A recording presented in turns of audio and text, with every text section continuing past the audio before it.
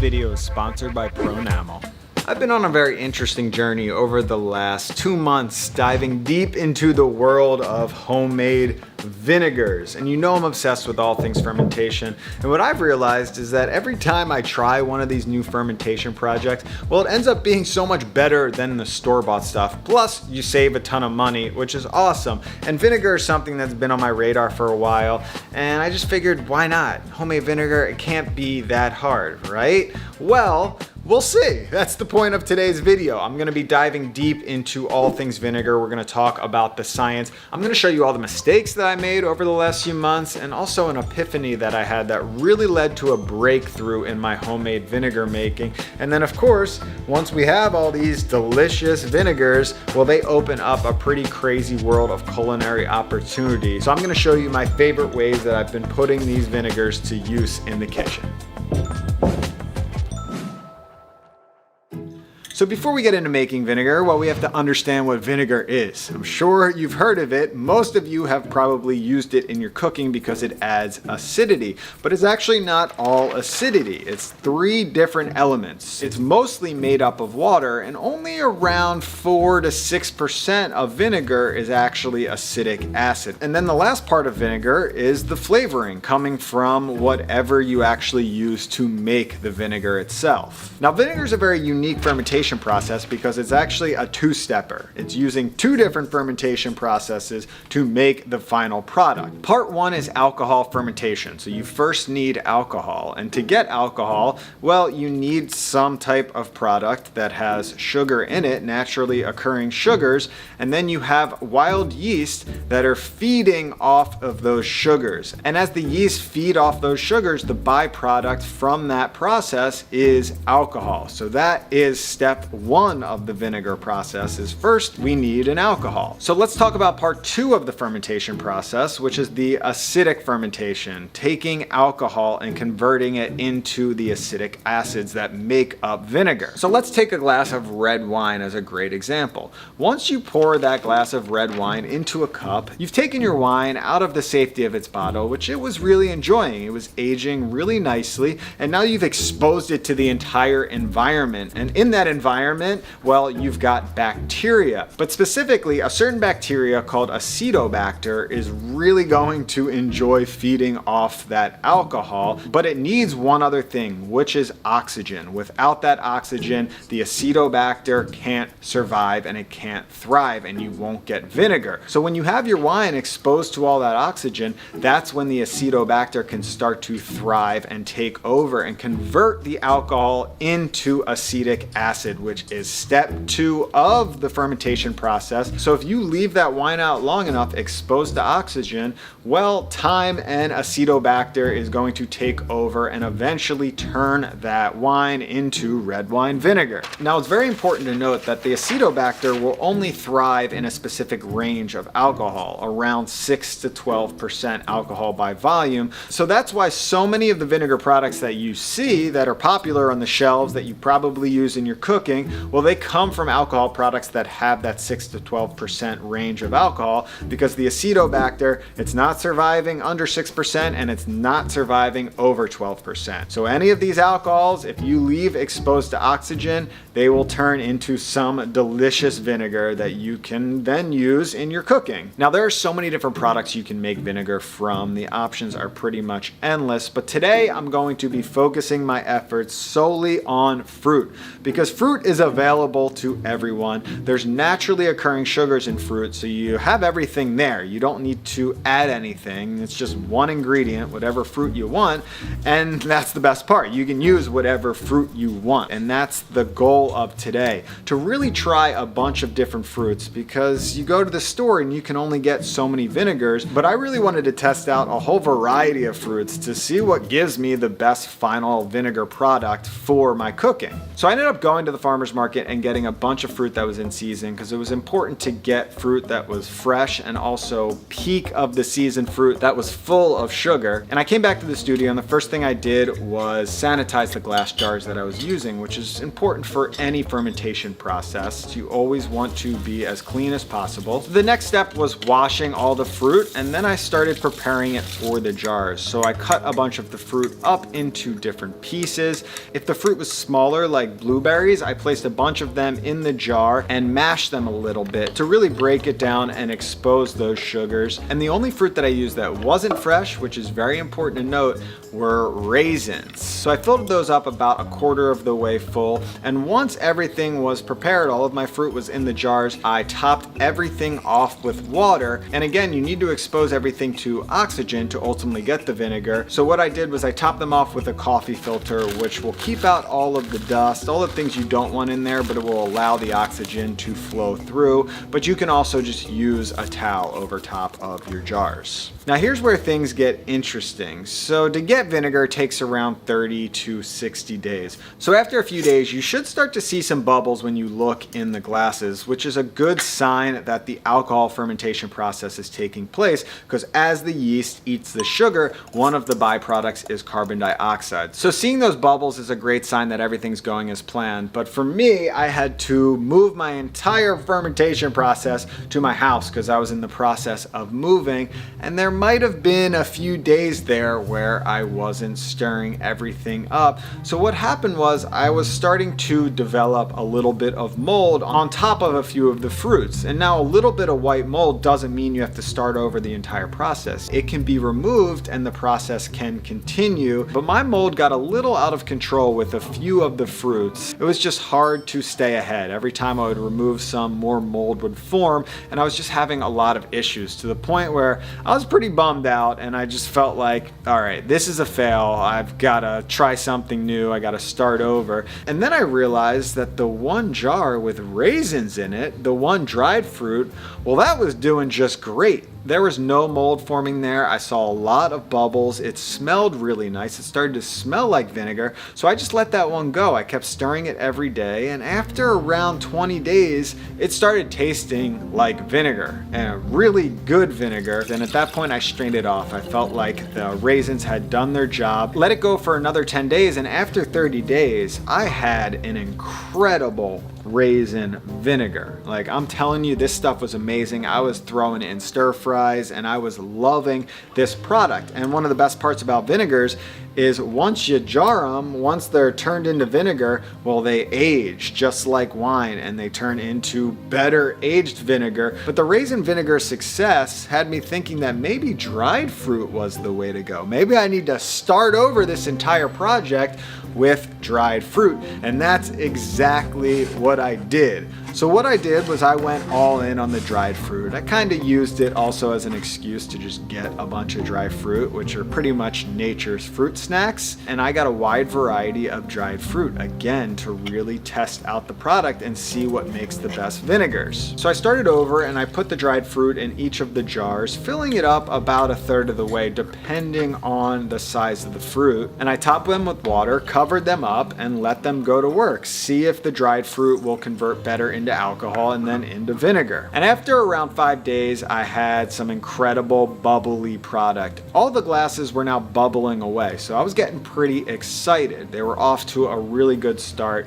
And after around 10 days, I could really smell the alcohol coming off the jars. And also, I tasted it and I could taste a bit of that fruit alcohol forming, which was another good sign. The alcohol process was underway. So I just kept stirring it, kept staying on top of it. And after around 20 days, most of the fruits were starting to convert into vinegar, which was very exciting. When I tasted it, they all had a unique vinegar flavor, but I was still tasting a little bit of the residual alcohol. So what I did was I strained off all of the fruit, because at that point it really had done its job. And then I just let those sit there for another 10 days. And around day 30, they were all tasting like delicious fruit vinegar. I barely had any mold issues, maybe a little here or there. If a tiny bit of white mold showed up, I would just scoop it out and continue on. So after around 30 to 35 days, I was really happy with the flavors of the vinegar. So I capped them off, and again,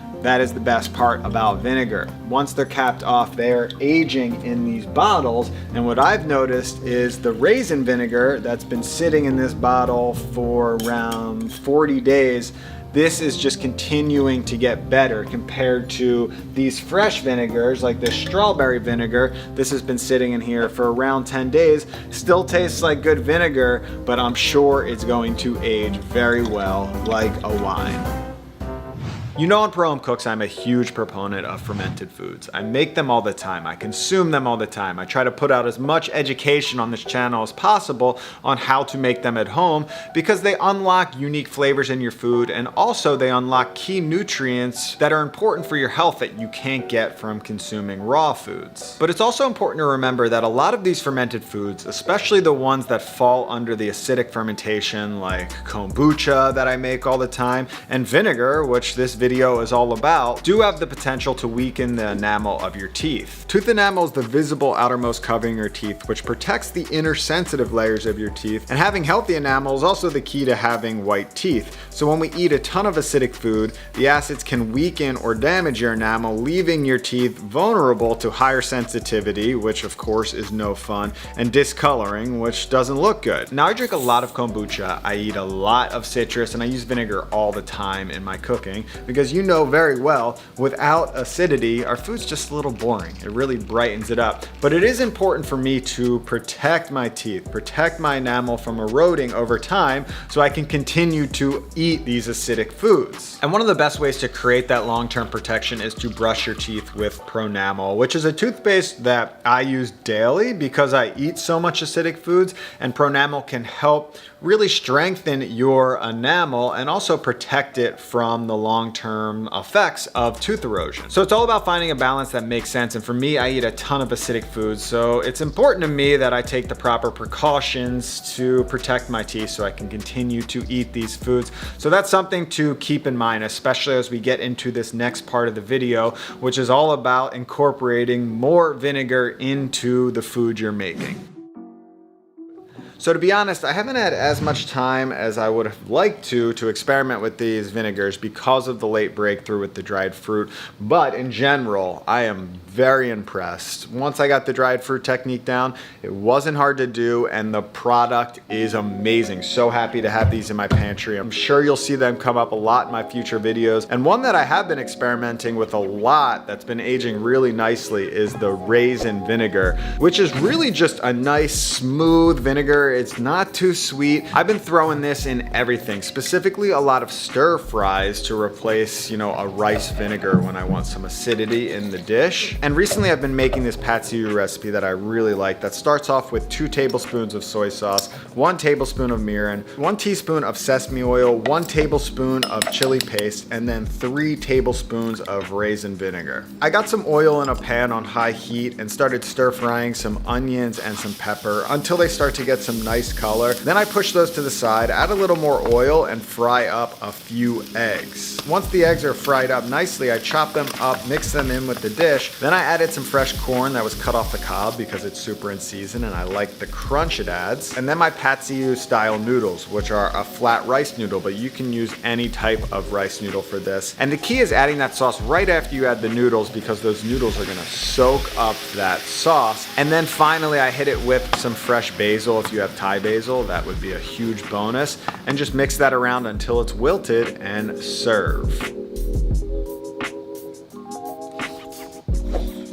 Now, of course, you can use any of these vinegars to make a delicious vinaigrette, but the best part is now we've got all of this built-in flavor. So I'm gonna make a strawberry vinaigrette, but I don't have to blend up strawberries. The strawberry flavor is already in here, and this strawberry vinegar is fantastic, and I have a very good feeling it's going to age well. It's already off to a great start. So to make this vinaigrette, I'm gonna start off with half a cup of the strawberry vinegar, 1 spoonful of mustard, and then I grated in 1 clove of garlic, hit it with a little bit of salt and pepper, and then at this point I decided, yeah, I'll add a little extra sweetness. So I added about 2 teaspoons of honey, and then I took a whisk and mixed that up and started to emulsify in my oil. And the ratios are completely up to you. It's your vinaigrette. I'm going about 1-to-1 oil to vinegar. So I slowly emulsified in around a half cup of oil, and I had my finished beautiful strawberry vinaigrette. Now this blueberry vinegar is definitely one of my favorites, and it was really easy to make. All of the small dried fruit, like the dried blueberries and the dried raisins, they were just really simple vinegars to make. So that's a nice key tip. If you want to start with something easy, start with smaller dried fruit. And this is pretty mild overall. It's not as acidic as the other ones, and it has a really nice sweetness. So the first thing that came to my mind is making a shrub, which is a non-alcoholic style drink made with vinegar. And all you have to do is add some soda water to a cup, hit it with your vinegar, and then I added a little bit of basil as well for an extra layer of aroma. And at this point you could add a simple syrup if you want it a little extra sweet, but I liked it with just the blueberry vinegar, and that's just a great non-alcoholic style drink, and also a great way to get the raw vinegar in your body to get the health benefits of the pure vinegar. Now this mango vinegar was really interesting, super acidic, has a great punch, really good mango flavor, and also the thickest. The mangoes really thickened it up. And the first thing I thought about when I got the finished product was some type of mango barbecue sauce. So for this barbecue sauce, I'm gonna cook down some onions, some carrot, and some garlic in oil. Because I was adding mango to the barbecue sauce, I was really pushing the Caribbean flavors. So I added 1 habanero cut up without the seeds, and I cooked that down for another few minutes until they're super soft and they're nice and caramelized. Then I added 1 cup of crushed tomatoes, 1/3 of a cup of molasses, 1/3 of a cup of soy sauce, and then 1 cup of that mango vinegar. And then I hit it with a bunch of salt, and you can add a little water if you want to thin this out a bit because it will thicken once we blend it up. And I let that simmer for about 10 minutes, making sure to stir it. And once that was finished, I poured it into a food processor and blended it up. And now that we have our barbecue sauce, well, we need some wings, and luckily I had some baked wings coming fresh out of the oven. So I tossed those wings in that barbecue sauce and hit them with a little bit of green onion. And finally, the last recipe I'm going to show you is using apple cider vinegar, which for me felt like the least impressive vinegar. And I don't know, maybe that's just because I've been using apple cider vinegar pretty much my whole cooking career. And it's good. It came out nice. I think over time it's getting better. I'm starting to taste some better flavor notes in this with the aging. But compared to these other ones, I don't know, just not as fun. But having said that, I'm going to show you just a great morning tonic or tea, just a great way to start your day off in a really clean way to almost clear out your system. So take a cup or a mug, add a little bit of lemon juice, a little bit of honey, and then some apple cider vinegar, and pour over some boiling water, and boom, you've got your tea. So simple, but such an incredible way to start off your morning. Trust me on that. And that's all the recipes I'm gonna show you, but there were other vinegars like this peach vinegar that was incredible, one of my favorites as well. But what a fun experiment that was. I learned so much. Hopefully you're inspired to try this at home. It really is simple. Once I got the dried fruit, everything was rolling smoothly, and now I've got all of these vinegars to have fun with in the kitchen, which is very exciting stuff, and the beauty of fermentation. And if you like this fermentation project and you're on a roll and you want some more, well, here you go. I've got more fermentation for you right here. So that's it. I'll see you in the next video.